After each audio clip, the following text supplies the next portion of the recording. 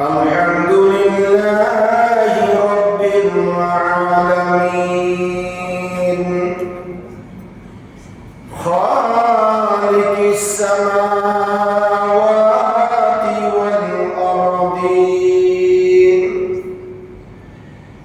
الصلاة والسلام على من كان نبيا وآدم بين الماء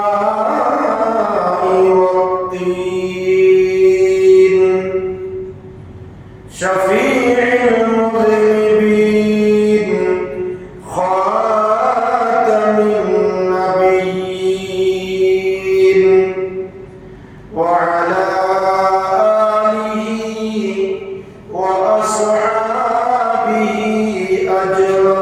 أجمعين أما بعد فقد قال الله عز وجل في شان حبيبه تعظيما له وتوقيرا إن الله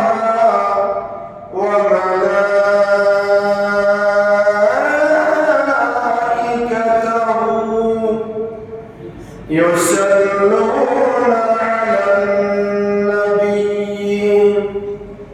يا أيها الذين آمنوا صلوا عليه وسلموا تسليما صلى الله على سيدنا صلى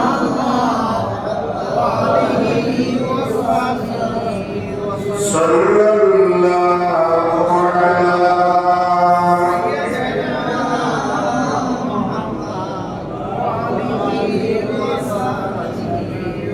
صلى الله على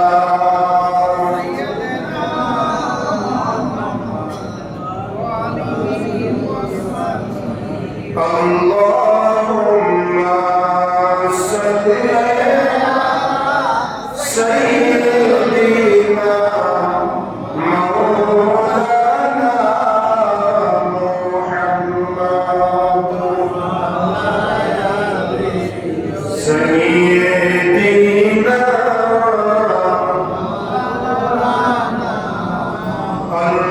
اللهم صل على مولانا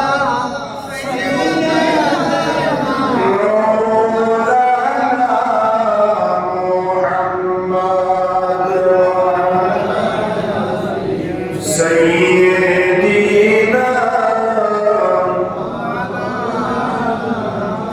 আসমান জমিন সবাই বলে আজকে মোদের ঈদের দিন এই জগতে তশরীফ আনলেন রহমাতাল লিল আলামিন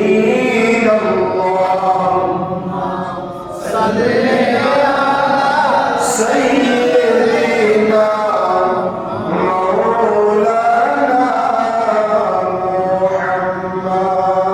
محمد سيدنا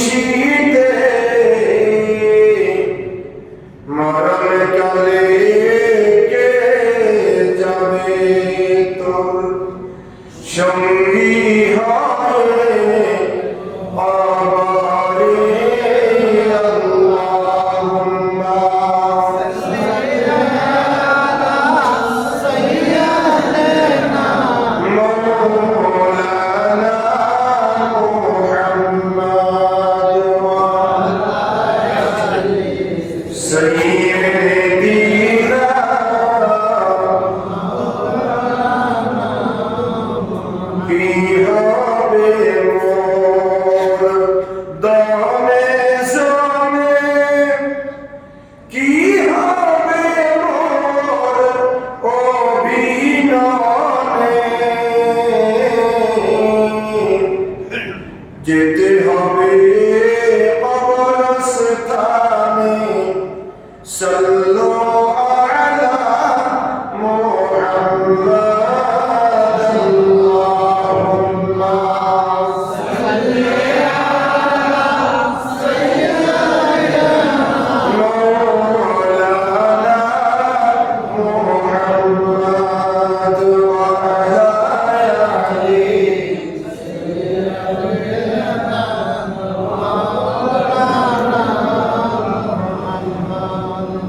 أعوذ بالله من الشيطان الرجيم بسم الله الرحمن الرحيم والصافات صفا فالزازرات ززرا فالتاليات ذكرا صدق الله مولانا العظيم وبلغنا رسوله النبي الأمين ونحن على ذلك لمن الشاهدين والشاكرين والحمد لله رب العالمين معزز محترم حضرات মুসল্লিয়ান ইসলাম সম্মানিত উলামায়ে কিরাম রহমানি ওয়া রাহিমাকুমুল্লাহ আমরা আল্লাহ সুবহানাহু ওয়া তাআলা আলিশান দরবারে লক্ষ কোটি শুকর ও সুজুদ আদা করছি আল্লাহ পাকের অত্যন্ত দয়া এবং মেহেরবানিতে পবিত্র মুহররমুল হারামের দ্বিতীয় জুমা নামাজে জুমার এই মহান লক্ষ্যে আল্লাহর মসজিদে আসা বসা সবাই একত্রিত হয়ে সালাম ইয়ারস করার সুযোগ আর তৌফিক যারা আমাদেরকে দান করেছেন তার দরবারে করছি আলহামদুলিল্লাহ। আর লক্ষ দরুদ সালামের হাদিয়া প্রেরণ করছি সোনার মদিনায় কামলিওয়ালা নবী নুরুন নবী হায়াতুন নবী ইমামুল আম্বিয়া নবী সমস্ত নবীদের নবী মুহাম্মদুর রাসূলুল্লাহ সাল্লাল্লাহু তাআলা আলাইহি ওয়াসাল্লাম এর নূরে দরবার সোনার মদিনায় উচ্চ আওয়াজে আমরা বলছি আলহামদুলিল্লাহ। মুহতারাম হাজিরিন,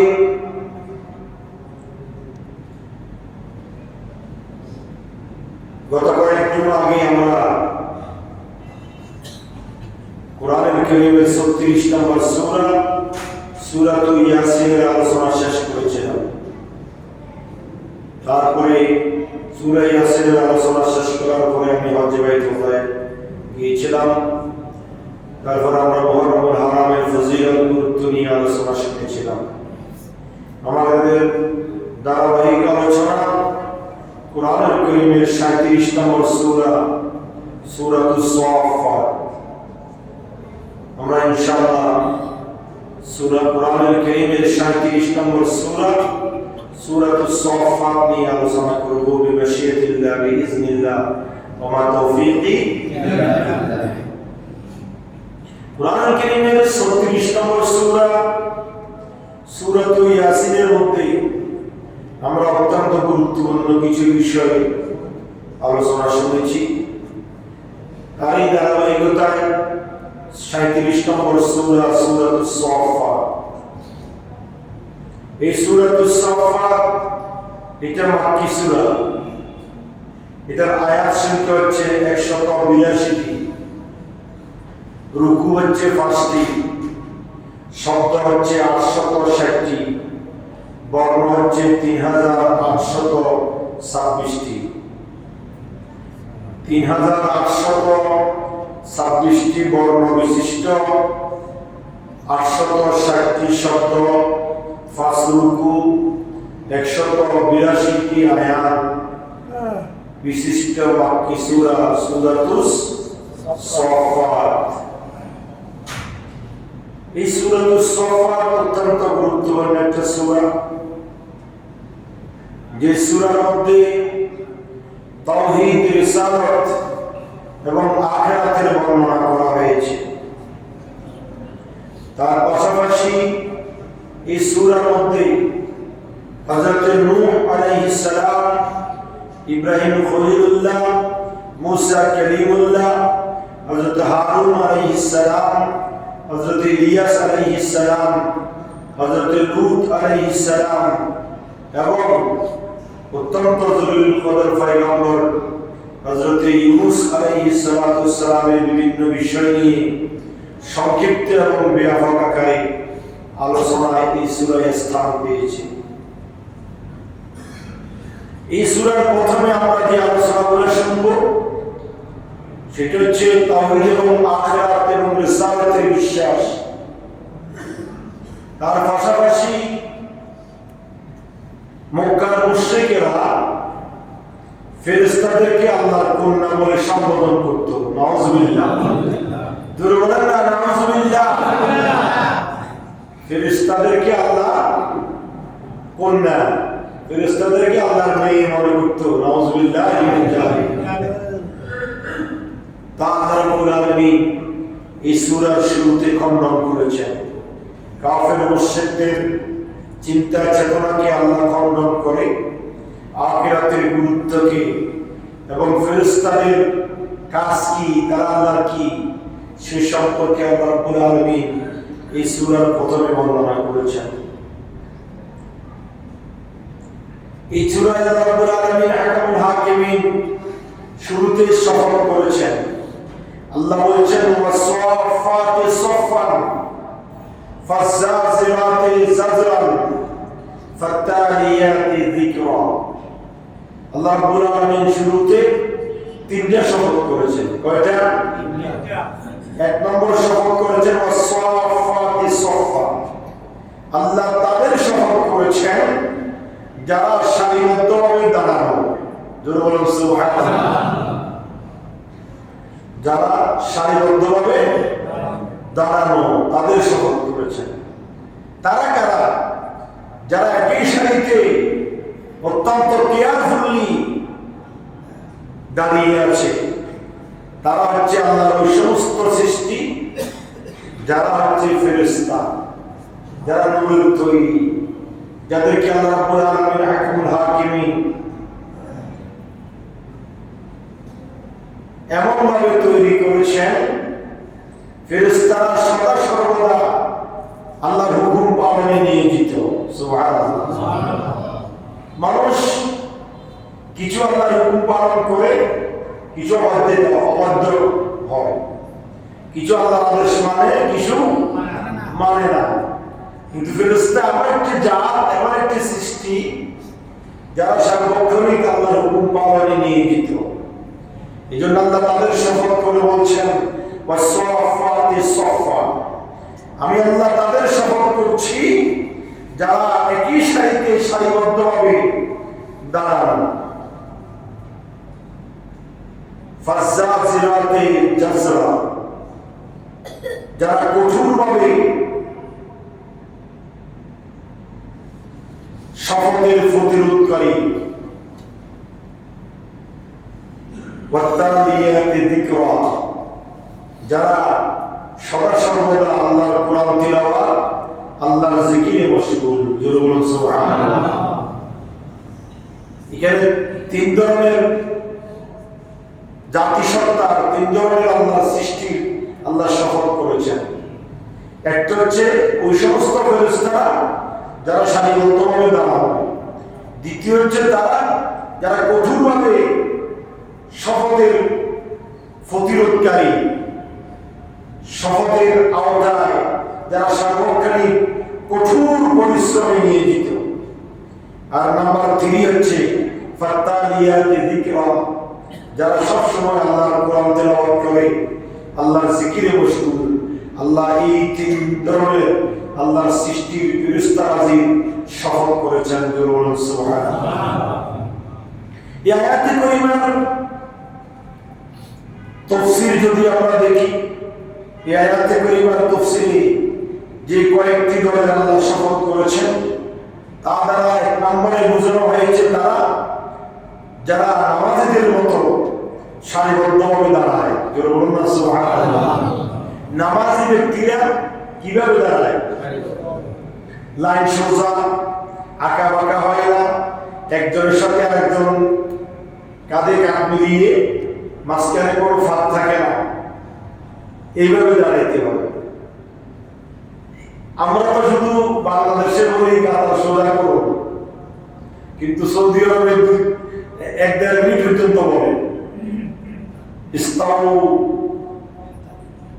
ইতাদিলু ওয়াসাদুল খালাল আকিমুস সাফফাল আউয়াল ফাল আউয়াল, এইভাবে দীর্ঘক্ষণ বলে কাতার যাতে করে কোনো ফাঁক না থাকে, সাথে কাঁধের সাথে কাঁধ লাগিয়ে শরীরের সাথে শরীর লাগিয়ে যাতে করে দাঁড়ানো হয়। নামাজে যে সারিবদ্ধ হওয়ার গুরুত্ব কত বেশি। হযরতে জাবির ইবনে সামুরা রাদিয়াল্লাহু তাআলা আনহু একদিন রাসূল পাক সিয়াহে আখলাক সাল্লাল্লাহু আলাইহি ওয়াসাল্লামকে বললেন, ইয়া রাসূলুল্লাহ, জাবির ইবনে সামুরাকে আল্লাহ রাসূল বললেন, তোমরা নামাজে সারিবদ্ধ হও না কেন? তোমরা নামাজের ভিতর ফাঁকা ফাঁকা থাকো কেন? তোমরা নামাজের মধ্যে কাঁধের সাথে কাঁধ মিলিয়ে কেন একই সারিতে তোমরা অবস্থান করো না? যেমন ফেরেশতারা সারিবদ্ধভাবে শরীরের সাথে শরীর লাগিয়ে তারা সারিবদ্ধভাবে দাঁড়ায়। সাহাবায়ে কেরাম বললেন, ইয়া রাসূলুল্লাহ, ইয়া হাবিবাল্লাহ, ফেরেশতারা কি এভাবে দাঁড়ায়? তারা কি একই সারিতে সারিবদ্ধ হয়ে আল্লাহর ইবাদতে মশগুল? তখন রাসূল পাক সাল্লাল্লাহু আলাইহি ওয়াসাল্লাম বললেন, তারা কাতার পূর্ণ করে এবং রাগে এসে দাঁড়ায়, মাঝখানে কোনো জায়গা খালি রাখে না। জোরে বলুন সুবহানাল্লাহ। আল্লাহ রাসূল সাল্লাল্লাহু আলাইহি ওয়াসাল্লাম আরো বলেছেন অন্য হাদিসে পাকের মধ্যে, তোমরা নামাজে এমন ভাবে দাঁড়াবে একজনের সাথে আরেকজনের গা ঘেঁষে দাঁড়াবে, মাঝখানে কোনো জায়গা খালি থাকতে পারবে না এবং কাতার আগা বাঁকা হতে পারবে না, যাতে করে তোমাদের সারির মাঝখানে আমি আল্লাহ অবাধ্য কেউ সেখানে অংশগ্রহণ করে তোমাদেরকে কুমন্ত্রণা দেয়।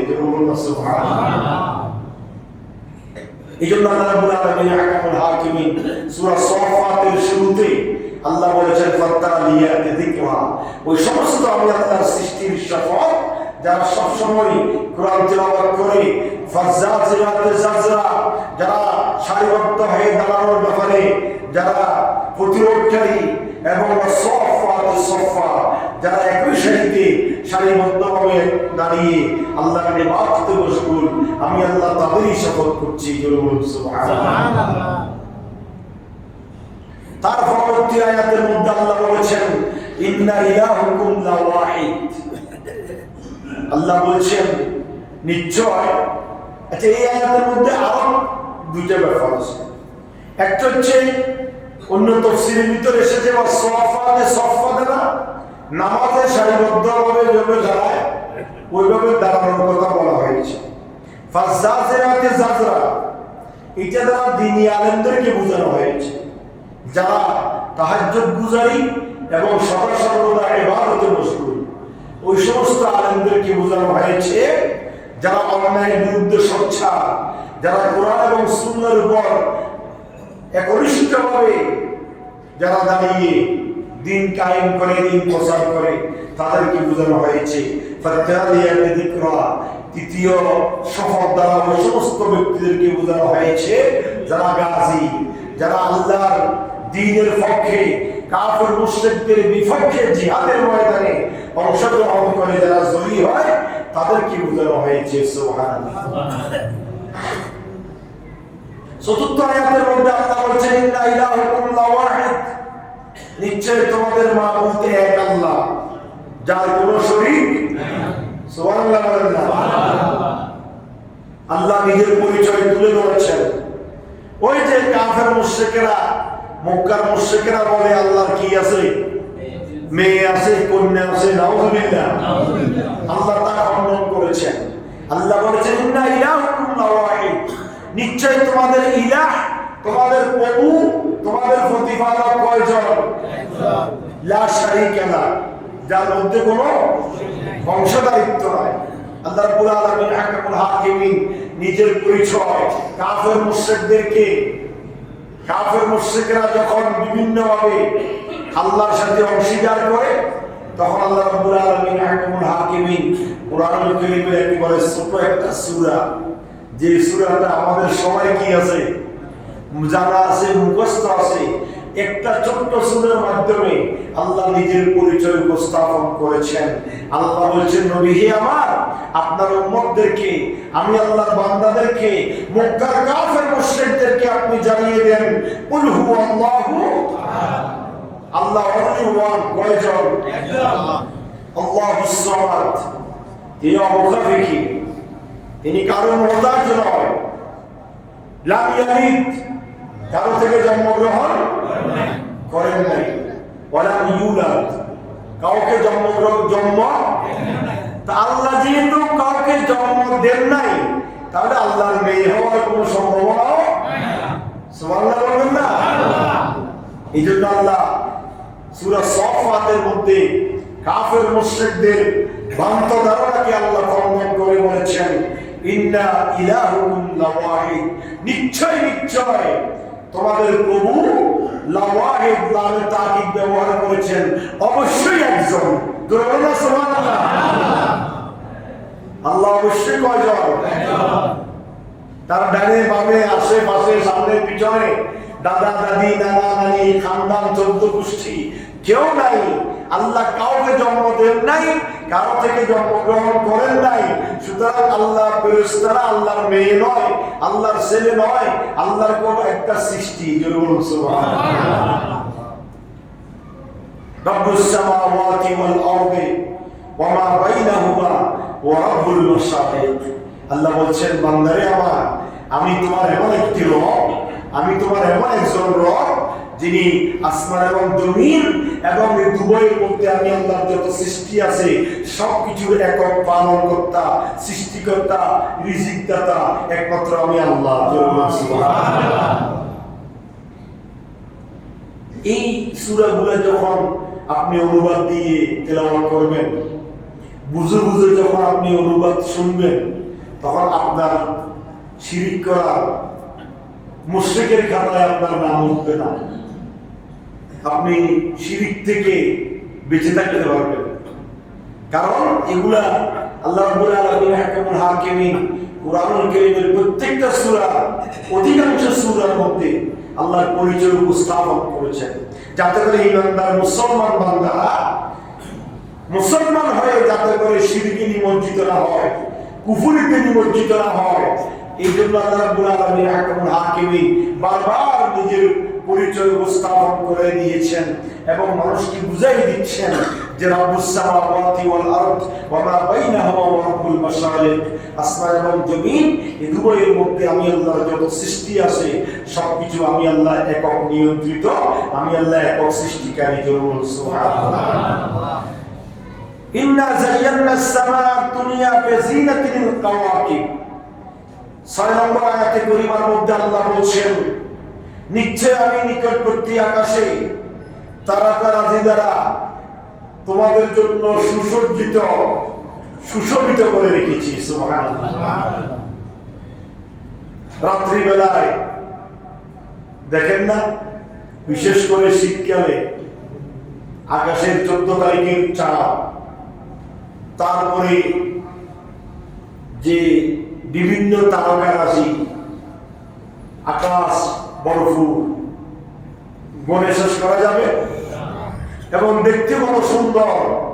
রাস্তা দিয়ে যখন আপনি, বিশেষ করে গ্রামগঞ্জের রাস্তা দিয়ে যখন মানুষ একা হাতে, এইদিকে চাঁদের কিরণ, অপরদিকে আকাশে মিঠির মিঠির করে জ্বলছে তারকা রাশি, এদিকে শীতল বাতাস, বড় মুগ্ধকর অবস্থা। আল্লাহ রাব্বুল আলামিন আহকামুল হাকিম বলেছেন, বান্দারে এই সমস্তগুলো কেন করেছি জানো? ইন্না যায়্যানাস সামাআদ দুনিয়া বিজিনাতিল কাওয়াকিব। আমি আল্লাহ রাব্বুল আলামিন আহকামুল হাকিমিন দুনিয়ার প্রথম আকাশ, এই আকাশকে আমি তারকারাজি দ্বারা এবং বিভিন্ন সৌন্দর্য দ্বারা সুশোভিত করে রেখেছি, সুসজ্জিত করে রেখেছি। তোমরা এগুলো দেখো আর আমি আল্লাহর রুবুবিয়তের প্রকাশ করার জন্য। এগুলো দেখার পরেও বান্দা, কেন তোমরা আমি আল্লাহর সাথে আরেকজনকে শরীক করছো? তুমি কি বুঝো না বান্দা সবকিছু আমি আল্লাহ এককভাবে সাজিয়েছি, এর ভিতরে কোনো সহকারী, কোনো সহযোগী, কোনো প্রভুর প্রয়োজন হয় না। কথা বলেন ঠিক কিনা?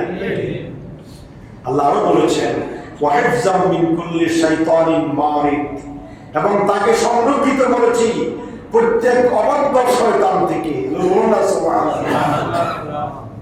আল্লাহ রাব্বুল আলামিন এগুলো সংরক্ষণ করে রেখেছেন বান্দার জন্য, বান্দাকে অনুমতি করার জন্য, বান্দাকে বুঝানোর জন্য, বান্দা যাতে করে বুঝে।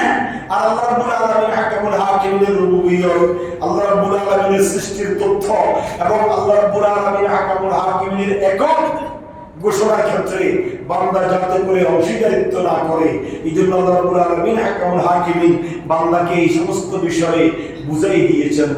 সুবহানাল্লাহ। এগুলো হচ্ছে আখিরাত এবং তাওহীদ রিসালাতের ব্যাপার। কথা বলেন ঠিক কি না?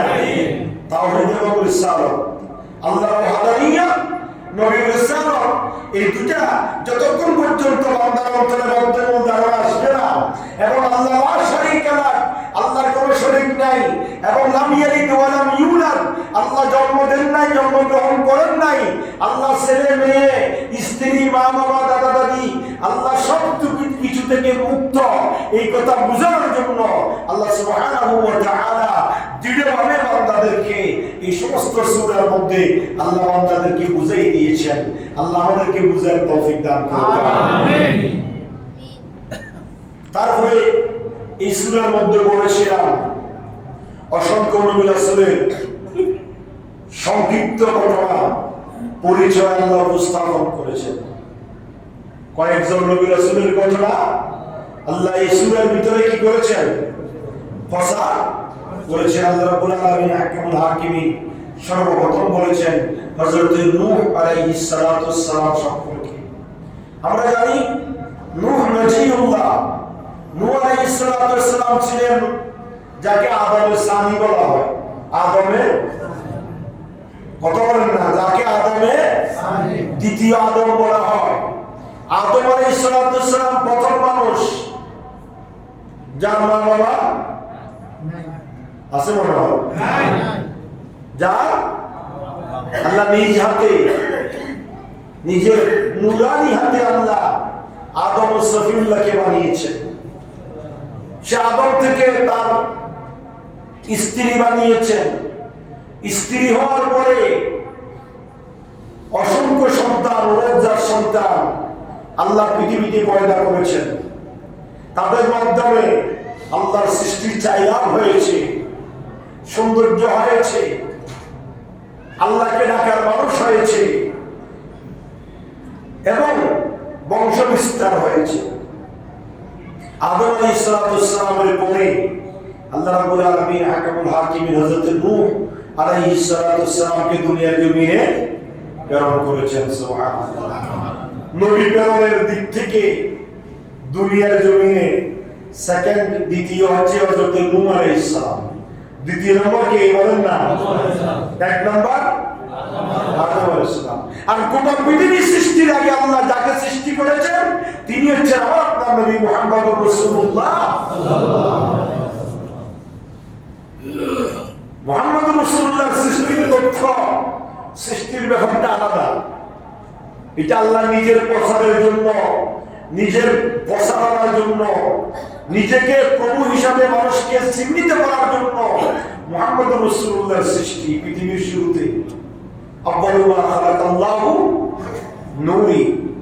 তারপরে মানুষ হিসাবে সর্বপ্রথম নবী হিসাবে আল্লাহ যাকে দুনিয়ার জমিনে প্রেরণ করেছেন তিনি হচ্ছেন যিনিকে আল্লাহ নিজ হাতে গোটা পৃথিবীর মাটি সংরক্ষণ করে। গোটা পৃথিবী থেকে আল্লাহ সমস্ত মাটির সমাহারকে এক বড়িতে একত্রিত করে 60 হাত চওড়া 120 হাত লম্বা আকৃতি করে আল্লাহ আদম ও সফিউল্লাহকে নিজ হাতে বানিয়েছেন। সুবহানাল্লাহ। তার ভিতরে রূহ দিয়েছেন। রূহ দেওয়ার পরে তিনি আল্লাহ ডাকার সুযোগ হয়েছে। মানুষ একা বসবাস করতে পারে না, তার জন্য তাকে আল্লাহ জান্নাতে রেখে দিয়েছেন। একা কিভাবে বসবাস করবেন? এই জন্য তার বাম বাজারের হাত থেকে হযরত হাওয়া আলাইহিস সালামকে সৃষ্টি করেছেন। তারপরে তাদের স্বামী স্ত্রী জীবন যাপন করছে, ছেলে হচ্ছে, মেয়ে হচ্ছে, বংশ বিস্তার হচ্ছে। আদম আলাইহিস সালামের পরে যাকে আল্লাহ পৃথিবীর জমিনে প্রেরণ করেছেন তিনি হচ্ছেন হযরত নূহ নাজিউল্লাহ। নূহ আলাইহিস সালাম তার আসল নাম নয়, তার আসল নাম হচ্ছে আব্দুল গফফার। আব্দুল বলেন না, আব্দুল গফফার। নূহ শব্দের অর্থ হচ্ছে অধিক কন্দন করনেওয়ালা, যিনি অধিক কাঁদে, তাকে বলা হয় কি নূহ। পৃথিবীর জমিনে যত নবী রাসূল আল্লাহর দরবারে বেশি কেঁদেছেন, সবচাইতে বেশি যিনি কান্নাকাটি করেছেন আল্লাহর দরবারে তিনি হচ্ছেন হযরত নূহ আলাইহিস সালাম। সুবহানাল্লাহ। আদম আলাইহিস সালাম কম কাঁদেন নাই, 350 বছর লাগাতার কেঁদেছেন জান্নাত থেকে বহিষ্কৃত হওয়ার পরে। তারপরে নূহ আলাইহিস সালাম 950 বছর পর্যন্ত আল্লাহর দরবারে কান্নাকাটি করেছেন, দ্বীনের দাওয়াত দিয়েছেন। তার অনুসারীরা অনুগত হয় না, ঈমান আনে না, নবীর আনুগত্য করে না, ঈমানের কলেমা পড়ে মুসলমান হয় না, বরং তার প্রতি অত্যাচার নির্যাতন দিন দিন প্রগাঢ় আকার ধারণ করছে, বৃদ্ধি পাচ্ছে। আল্লাহ রাব্বুল আলামিন হাকামুল হাকিমের দরবারে নূহ আলাইহিস সালাম ফরিয়াদ করে বসেছেন। নূহ আলাইহিস সালাম আল্লাহর দরবারে তার জাতির অত্যাচার সহ্য করতে না পেরে, এই কথা আমি আরো আগেও বলেছিলাম, আমাদের নবীর চাইতে বেশি অত্যাচারিত আর কোন নবী হন নাই। কথা বলেন ঠিক কিনা? মক্কার কাফের মুশরিকরা, তায়েফের জমিনে কাফের মুশরিকরা আমার নবীকে রক্তে রক্তাক্ত করে ফেলেছে, বেহুশ করে ফেলেছে, মেরে জর্জরিত করে ফেলেছে, বেহুশ হয়ে মারা গেছে বলে পড়েছিল মিথ্যার দেহ। এইভাবে ছিল আমার রাসূল, তারপরে নির্যাতন সহ্য করেছে, বদদুয়া দেয় উম্মতকে। কথা বলেন না ঠিক কিনা? সাথে সাথে আকাশ থেকে ফেরেশতারা এসেছেন, জিবরিল আমিন এসে বলল, ইয়া রাসূলুল্লাহ আপনি বলেন তায়েফের দুই ফাহাদকে দুই দিক থেকে একসাথে ঠেস লাগাইয়ে সমস্ত কাফের মুশরিকদেরকে মাটির সাথে গুলিস্তান করে দিই। আল্লাহ রাসূল বলেন, না, আল্লাহ তো আমাকে বদদুয়া দেওয়ার জন্য ফাটাই নাই, মারার জন্য ফাটাই নাই, দুনিয়ার জমিন থেকে বিশ্বাস করে দেওয়ার জন্য আমাকে রহমতুল লিল আলামিন করে পাঠায় নাই। আল্লাহ আমাকে রহমতুল লিল আলামিন করে পাঠিয়েছেন, আমি কিভাবে বদদুয়া করব? ফেরেশতারা তোমরা সরে যাও, আমার রাসূল গায়ের শরীরের রক্তগুলো মুছে আল্লাহর কুদরতি কদমে সিজদায় পড়ে আল্লাহর দরবারে ফরিয়াদ করছে, রব্বুল আলামিন তোমার এই বান্দারা বুঝে নাই, অনুধাবন করতে পারে নাই, চিনতে পারে নাই আমি যে তোমার রাসূল, না চিনে না বুঝে তারা আমার উপর জুলুম করেছে, নির্যাতন করেছে, আমাকে কষ্ট দিয়েছে। আল্লাহ তুমি তাদের উপর রাগান্বিত হয়ে তাদেরকে কষ্ট দিও না, আমি তোমার দরবারে ফরিয়াদ করি আমার সব উম্মতদেরকে তুমি ঈমানের কলেমা দিয়ে ধন্য করে দাও। আল্লাহ রাসূলের দোয়া সাথে সাথে কবুল হয়েছে। তায়েফের বাসিন্দা নয় শুধু, তায়েফের মানুষ নয় শুধু, তায়েফের প্রত্যেকটা আল্লাহর সৃষ্টি, মাটির মধ্যেও আল্লাহ রাসূলের দোয়া এমন ভাবে কবুল হয়ে গিয়েছে, তায়েফ শহর গোটা পৃথিবীর জমিনে একটা আলাদা শহর। আর নূহ আলাইহিস সালাম উম্মতের বরদাস্ত, উম্মতের নির্যাতন সহ্য করতে পারেন না। কি বলেছেন আল্লাহ রাব্বুল আলামিন কুরআনুল কারীমের 29 পারা, কুরআনুল কারীমের কত পারায় বলেন না? কুরআনুল কারীমের 29 পারায় সূরা নূহ কত নম্বর সূরা? 71 নম্বর সূরা। কুরআনুল কারীমের 71 নম্বর সূরা, সূরা নূহের মধ্যে আল্লাহ রাব্বুল আলামিন হাকামুল হাকিমিন বলেছেন, ওয়া ক্বালা নূহ রাব্বি লা তাযার আলাল আরদি মিনাল কাফিরিনা দাজ্জারা। ও খোদা, এই জাতির কাছে আমাকে তুমি পাঠিয়েছো, তাদের নির্যাতন আমি আর সহ্য করতে পারছি না। একে একে 950 বছর পর্যন্ত দ্বীনের দাওয়াত দিয়েছি, মুসলিময় কয়েকজন ইমানের কলেমা গ্রহণ করেছে, বাকিরা আমার উপর নির্যাতন করছে। আল্লাহ, তাদের নির্যাতন আমার আর সহ্য হচ্ছে না। আল্লাহ বলেন, নূরে এখন কি করবো? বলে রাব্বিল তাজার আলাল আরদি মিনাল কাফিরিনা দাইয়ারা, তোমার গজব দিয়ে গোটা জাতিকে নিঃশেষ করে দাও। জোরে বলুন না নাউজুবিল্লাহ। নবীদের দোয়া যেমন আল্লাহ কবুল করেন, নবীদের বদদোয়া আল্লাহ কি করেন? সাথে সাথে আল্লাহ বলেন, নূরে তুমি আমার একজন জলিলুল কদর পয়গম্বর, উলুল আজম পয়গম্বর, তোমার দোয়া আমি কিভাবে ফেরত দিতে পারি? তাহলে ঠিক আছে, তুমি প্রস্তুতি নাও, আমি আল্লাহ তাদেরকে ধ্বংসের জন্য প্রস্তুতি নিচ্ছি। এই সূরা সাফফাতের মধ্যে আল্লাহ রাব্বুল আলামিন নূহ আলাইহিস সালামের সেই কথাটা এই সূরা সাফফাতের মধ্যে সংক্ষেপে ব্যক্ত করেছেন। ওয়ালাকাদ নাদানা নূহুন ফালা নি'মাল মুজিবুন। জোরে বলুন সুবহানাল্লাহ। নূহ আলাইহিস সালাম আল্লাহকে ডাকিয়েছিল, আল্লাহকে কি করেছিল? ডাক দিয়েছেন। ওই রাব্বিল তাজার আলাল আরদি মিনাল কাফিরিনা দাইয়ারা, ওই বেকুনে শেষ করে দাও, উগ্রতা কোন দরকার নেই, এগুলো জালেম।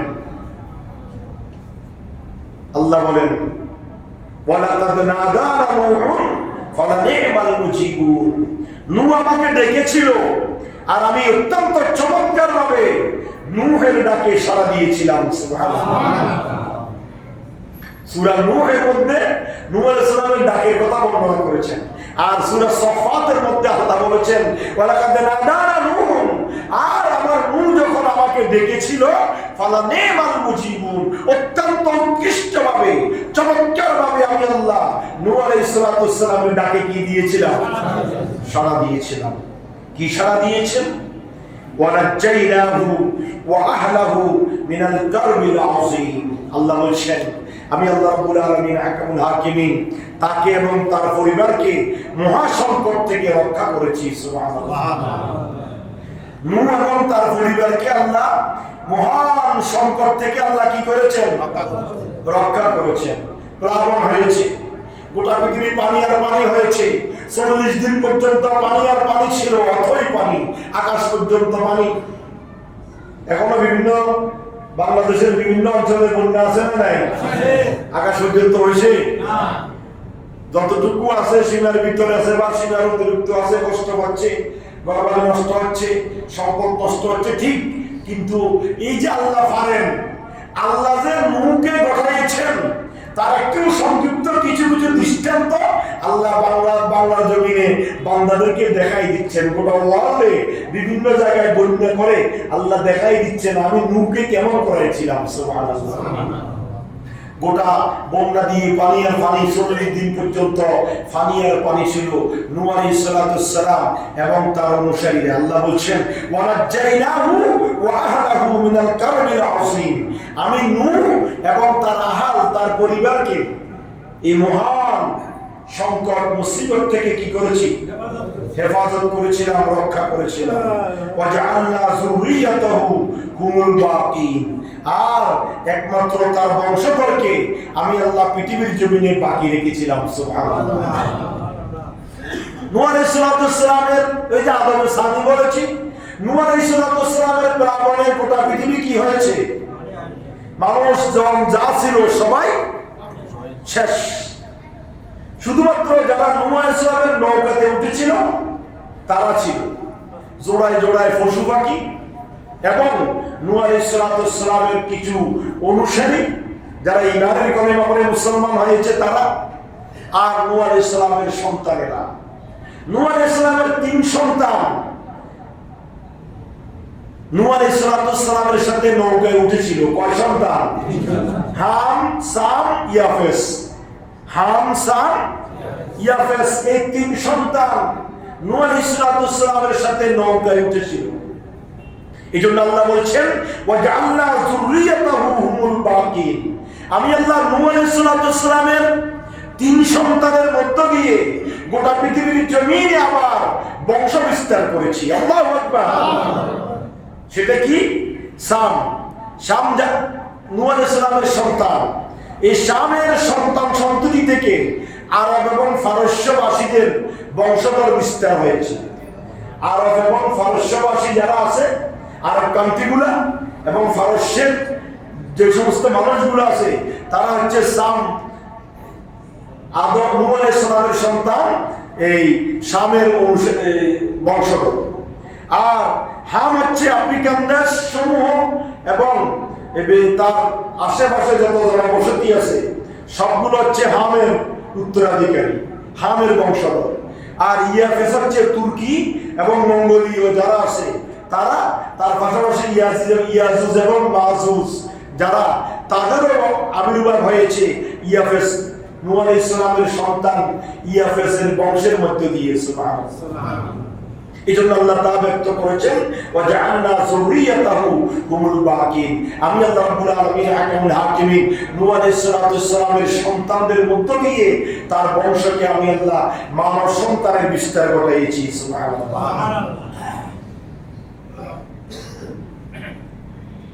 ওয়া তারাকনা আলাইহি ফিল আখিরিন। তার পরবর্তী আয়াতে পরিবার মধ্যে আল্লাহ রাব্বুল আলামিন হাকিমুল হাকিমিন বলেছেন, আমি তার পরবর্তীদের মধ্যে এই বিষয় রেখে দিয়েছি। সেটা কি? সালামুন আলা নূহ ফিল আলামিন। আল্লাহ বলেন গোটা বিশ্ববাসী নূহ আলাইহিস সালামের উপর সালাম, গোটা বিশ্ববাসীর পক্ষ থেকে। সুবহানাল্লাহ। শুধু তাই নয়, আল্লাহ বলেছেন ইন্না কাযালিকা নাজিল মুহসিনিন। আমি আল্লাহ যারা আমার সৎকর্মশীল বান্দা, আমার অনুগত বান্দা, তাদেরকে আমি আল্লাহ এইভাবে প্রতিদান দিই। কিভাবে? নূহ আলাইহিস সালাম আল্লাহর অনুগত, এই জন্য নূহকে আল্লাহ নাজাত দিয়েছেন। নূহ আলাইহিস সালামের অনুসারী যারা ছিল, ঈমানের কালেমা পড়ে মুসলমান হয়েছে, তাদেরকে আল্লাহ নাজাত দিয়েছেন। তাদের নৌকা জুতিফাদের সাথে ঠেস লাগিয়ে আল্লাহ রক্ষা করেছেন, গোটা পৃথিবীর মানুষকে তামাম করে সাইলাব করে দিয়েছেন। আর আল্লাহ রাব্বুল আলামিন হাকিমুল হাকিমিন বলেন, ইন্না কাযালিকা নাজিল মুহসিনিন। নূহের মতো, আমার নবী রাসূলদের মতো, পয়গম্বরদের মতো, আমার নেককার বান্দাদের মতো দুনিয়ার জমিনের আমার বান্দারাও যদি আমি আল্লাহকে ডাকার মতো ডাকে, আমি আল্লাহ তাদেরকে যে কোনো মুহূর্তে আমি আল্লাহ তাদের ডাকে সাড়া দিব। ইন্নাহু মিন ইবাদিনাল মুমিনিন। সে ছিল আমার ঈমানদার বান্দাদের অন্তর্ভুক্ত। সে কে? নূহ আলাইহিস সালাম। বলেন না কে? নূহ আলাইহিস সালামের নাম কি বলেছিলাম? আব্দুল গফফার। সুবহানাল্লাহ। নাম কি বলেন না? নূহ আলাইহিস সালাম আব্দুল গফফার। আল্লাহর দরবারে বেশি কেঁদেছেন। যতগুলো বান্দা আল্লাহর দরবারে বেশি কেঁদেছেন, তার মধ্যে নূহ আলাইহিস সালাম নাম্বার 1। এই জন্য তাকে নূহ বলা হয়, অধিক কালমেওয়ালা। সুবহানাল্লাহ। সুম্মা গরাকনাল আখিরিন। তারপর আয়াতের মধ্যে আল্লাহ বলেছেন, অতঃপর আমি অপরাপর সবাইকে নিমজ্জিত করেছি।